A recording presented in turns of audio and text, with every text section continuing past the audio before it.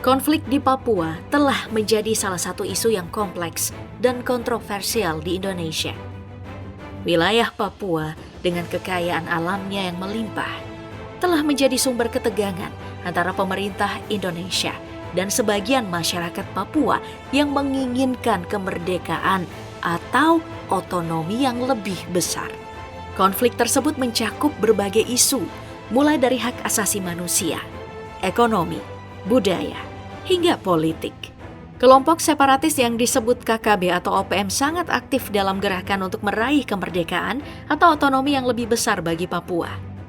Pemberontakan ini telah menelan cukup banyak korban setelah berlangsung selama beberapa dekade dan belum menemukan penyelesaian yang memuaskan bagi kedua belah pihak. Dan inilah deretan pasukan elit TNI yang ditugaskan melawan KKB atau OPM. KKB singkatan dari kelompok kriminal bersenjata, merujuk pada sekelompok individu yang menggunakan senjata api dan strategi militer dalam melancarkan tindakan yang dianggap sebagai kejahatan. Tapi sebenarnya, mereka sendiri menamakan diri sebagai Tentara Pembebasan Nasional Papua Barat yang disingkat TPNPB. Kelompok ini terbentuk dari latar belakang politik dan sosial wilayah Papua sekitar tahun 1963. Sebelum itu, keberadaan TNI di Papua sudah ada bersamaan dengan peristiwa penting seperti Operasi Trikora yang menjadi tonggak besar dalam hubungan antara Indonesia dan Papua. Trikora adalah singkatan dari 3 komando rakyat yang diumumkan oleh Presiden Soekarno pada tanggal 19 Desember 1961. Ini merupakan respon atas rencana Belanda untuk memberikan kemerdekaan kepada Papua yang telah disusun dalam Green Book. Trikora menyatakan bahwa Indonesia akan merebut kembali Papua dari Belanda dan menegaskan bahwa Papua harus menjadi bagian dari NKRI. Pada tahun 1962, setelah tekanan internasional dan mediasi PBB, Indonesia dan Belanda sepakat untuk menyerahkan Papua kepada Indonesia melalui penyerahan Irian Barat. Trikora menjadi landasan untuk pengambilalihan Papua oleh Indonesia.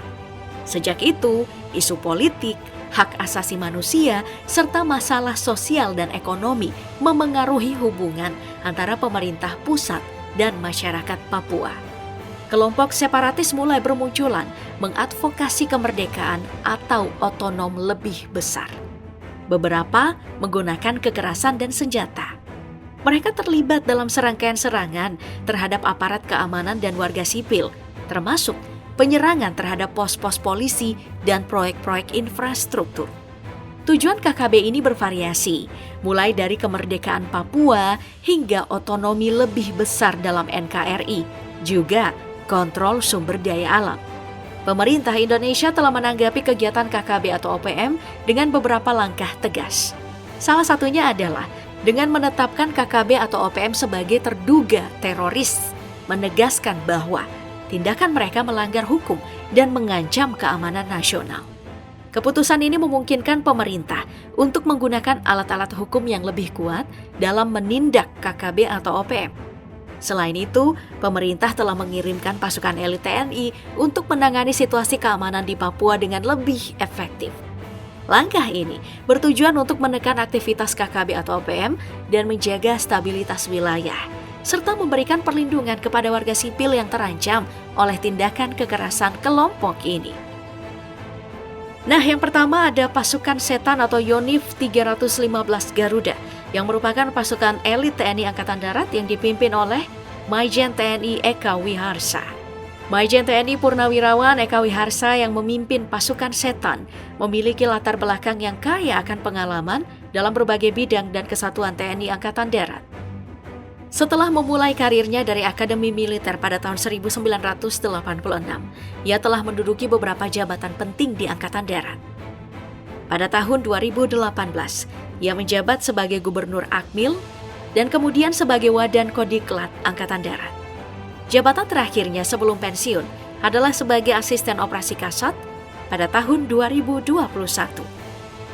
Pasukan ini dilengkapi dengan kemampuan khusus dalam pertempuran hutan dan medan yang sulit, serta dilatih untuk beroperasi dalam kondisi yang ekstrim dan terkenal sebagai penembak jitu atau sniper. Pasukan ini sendiri dibentuk pada tahun 1948 di Cirebon. Mereka merupakan bagian dari Komando Cadangan Strategi Angkatan Darat alias Kostrad yang jumlah pasukannya dirahasiakan. Tahun 2021 sebanyak 400 prajurit TNI dari pasukan Setan disiapkan untuk misi langsung ke Papua dalam menangani KKB OPM. Pasukan ini mendapat julukan Setan karena keberaniannya dalam berbagai misi di wilayah konflik termasuk di Timor Timur dan Aceh. Mereka memiliki tugas menjaga keamanan wilayah dan kemampuan untuk melaksanakan operasi militer perang dan operasi militer selain perang. Meskipun pasukan Setan telah dianggap sebagai ancaman oleh OPM, pemerintah Indonesia terus mengirimkan mereka ke Papua untuk mengatasi situasi konflik di sana. Komando Pasukan Gerak Cepat alias Kopasgat juga salah satu unit elit yang memiliki peran vital dalam menjaga keamanan di bandara, yang merupakan area penting untuk kegiatan penerbangan dan transportasi di Papua. Awalnya dikenal sebagai Korps Pasukan Khas TNI Angkatan Udara, Kopasgat memperoleh reputasi sebagai pasukan elit yang handal dalam berbagai kondisi medan dan situasi yang berbeda. Mereka terlatih untuk bertindak secara cepat dan efektif dalam menghadapi ancaman apapun, termasuk dalam operasi-operasi yang memerlukan mobilitas tinggi dan ketepatan dalam tindakan. Salah satu ciri khas dari Kopasgat adalah penggunaan baret jingga yang merupakan simbol dari semangat dan keteguhan hati para prajurit dalam menjalankan tugas mereka. Baret jingga ini terinspirasi dari cahaya fajar di daerah Margahayu, Bandung, tempat di mana pasukan ini dilatih dan dipersiapkan untuk menghadapi tantangan-tantangan di lapangan. Kopasgat tidak hanya memiliki kemampuan tempur yang tangguh, tetapi juga memiliki kualifikasi 3 matra, yang berarti mereka mampu beroperasi di darat, udara, dan air. Setiap anggota Kopasgat harus memiliki kualifikasi para komando atau parako yang meliputi berbagai keterampilan tempur, termasuk teknik bertahan, serangan, dan observasi medan.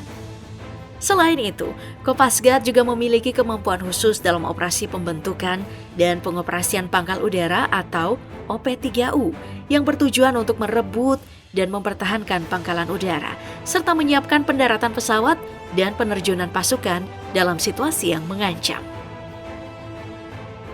Komando Pasukan Khusus alias Kopassus TNI Angkatan Darat juga terlibat dalam memburu KKB atau OPM di Papua, bahkan sudah jauh lebih lama. Kopassus sendiri resmi berdiri pada 16 April 1952. Salah satu peristiwa yang tidak bisa dilupakan terkait dengan Kopassus adalah gugurnya Kolonel Anumerta Adel Gustimego yang saat itu adalah Komandan Detasemen 81 pada 15 April 1996 di Timika, hanya sehari sebelum HUT Kopassus yang ke-44.